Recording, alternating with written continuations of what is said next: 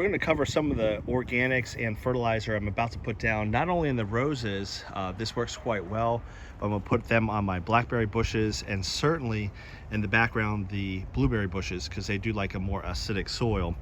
I do kind of a little bit of everything in terms of organic and synthetic. The plants don't notice the difference, but the soil certainly does. So I tend to do more organics than synthetic, but I really believe there's a place for everything. First thing I just want to talk about is the tones, rose tone, holly tone, plant tone.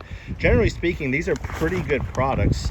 Not generally speaking, they are good products. It's just the cost can add up. And I want you really to look at the ingredients on the back of the label. So we've got rose tone on the right, holly tone on the left.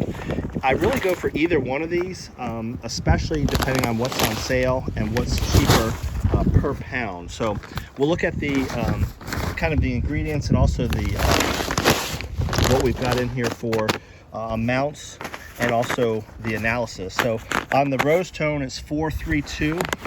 So that's nitrogen, phosphate, and potash. And then on the holly tone, it's 434. So very, very close. In fact, same amounts for nitrogen and also phosphate. The difference is more potash in the holly tone. But the bigger difference is it's just a more acidic formula. In the holly tone, you've got things like sulfur, and that's going to lower the pH. So as long as you have a soil that's not super acidic, roses do like slightly acidic, but as you're in the mid 6s and you're not down in the 5s, this is perfectly acceptable to use. It has the same amount of calcium, 5%. It's also 5% on the rose tone as well, but you can see the difference. Magnesium, not quite as much. It is 0.5% on the rose tone and 1% on the holly tone, but right there, sulfur 5% and no sulfur added on the rose tone. So that's really the main difference, is adding more something that's going to lower the soil pH, and that other difference, the value for the potash, much higher on the holly tone. And you'll see the ingredients are very similar: feather meal, poultry manure, bone meal, alfalfa meal. And then sulfur is one of the additions. And on this one, again, you're going to notice similarities: feather meal, poultry manure, bone meal, alfalfa, and you don't have the sulfur in there. So what I really want to emphasize is the tones are really good, but don't be shy getting that holly tone. Sometimes you can get a bigger bag like this, 27 pounds, for the same price you could a smaller bag of the rose tone. As long as you don't have a super acidic soil, I would definitely recommend considering that. But one of the advantages of the organic, they do tend to be more expensive, certainly per pound when you're talking nitrogen, but they're going to build the soil. So I do like doing a cup around each bush. A couple other things I usually add: you can get this at farm supplies, Tractor Supply, a cup of alfalfa pellets, decent, even analysis, a little higher than nitrogen, but a tricontinol is an alcohol that's released as this breaks down. So this acts like a growth stimulant, builds the soil. So that's another one. Alfalfa meal. Sometimes I'll also do cottonseed meal. I'm not putting that down today because I've got enough to put down. And this is just what the holly tone looks like. Very similar, smells very similar to the other tones. But the big difference, if I zoom in here, these little yellow prills, that's the sulfur. So that's one of the big differences with the holly tone. So cup of that organic, rose tone, holly tone, a cup of the alfalfa meal, sometimes a cup of the cottonseed meal. It takes a while to break down. I'll do that usually at pruning. So at this point of the year, and then I'll do it a couple more times throughout the year. It takes a long time to break down. I do smaller quantities of the synthetics. This is one of my favorites, kind of a secret of the garden. I'm not sure if you'll be able to get this. This is called Blue Chip. This is 3800. I had some comments on my YouTube in past years, and I kind of had a chuckle because everybody's an expert on the internet. 3800 is very hot. If this is pure urea, that would be, that would probably be too hot for the roses, but the commenter obviously didn't pay attention to the video. 38%, so all of it is slowly available from Nitroform. So this is coated. The half-life of this is 26 weeks. 26 weeks it takes for this to break down just halfway. So this is really good stuff. I usually do this just at the beginning of the growing season, about a quarter cup of this. You'll notice I just do a lot less in terms of synthetic. And then the other one, this is generic Osmocote. It is not actually Osmocote, but what it is slow release fertilizer. If you're in the central or eastern North Carolina area, this is sold by Core Farm, C-O-O-R, like the beer farm up in Smithfield.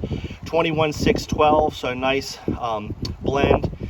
And you'll notice about 3% is urea, but then a large portion of it, almost 16%, is slow release. Also slow release, or also has some iron and zinc in it as well. And you'll see at the bottom, even the potash is coded to be slow release as well. So very, very good to do synthetics. And if you do it, if you can get in a slow release form, it does tend to be more expensive, but it's a good thing. I mentioned I get this up in Smithfield. I bought this 50-pound bag pre-COVID, so as long as you keep it in these containers that make them airtight, or at least, you know, keep the water out. We're real humid down here. That's going to last forever. So at a 1/4 cup per bush of the slow release 21-6-12 and a 1/4 cup per bush of the 3800, I'm not using very much. And I can certainly go into details, but roughly, again, a cup of the organics per bush and a 1/4 cup of the synthetics. After I get the first flush, I'll do the organics again. I'll do a 1/4 cup, maybe even a half of the 21-6-12. And then that's pretty much it for a year. May hit it again mid to late summer because we have a long season here, but that's about it for the 3800. That's a very slow release, and this lasts me much of the growing season. So I'm gonna get at it. I've done other videos. I will link them below, but it's 2025. Just want to show you I'm still doing the same thing, and I may intermix alfalfa pellets and do cottonseed meal one time, really depending on what's on sale. But big thing to remember, consider getting holly tone or the other tones in other quantities if you can get it. And organics tend to be more expensive per pound. The plant doesn't understand the difference between the two, so that's why I do like to do some synthetic and some stuff that might be a quicker release. But overall, I tend to use more organics than synthetics to build that soil, because I'm working for the long term, and our soil is not much of a soil. It's 100% sand, so I certainly build in compost and things like that, but I'm trying to build for the future. It's late March. We've done some pruning. These rose bushes, I mentioned a cup on the organics, either the rose tone, alfalfa pellets, cottonseed meal, and a 1/4 cup of the synthetics. That's for a mature bush like this. Something that's just limping along. This is the crescendo we've been watching to see if it comes back. Bushes like that, or even like this, I'll at least do a half or 1/4 of that amount. I've hurt rose bushes more by over fertilizing than under fertilizing, so I've definitely leaned more toward the organics recently, and less is more. This is a marathon. It's March, and these bushes will be growing right through the month of October, so we don't need to go too crazy. Slow release throughout the year, especially after the first spring pruning, and then again after the first flush is kind of a tried and true method that I've done. Hope you enjoy these videos. You can see how the roses are really starting to leaf out. It is still some cold days. We might get some frost tomorrow night into the weekend.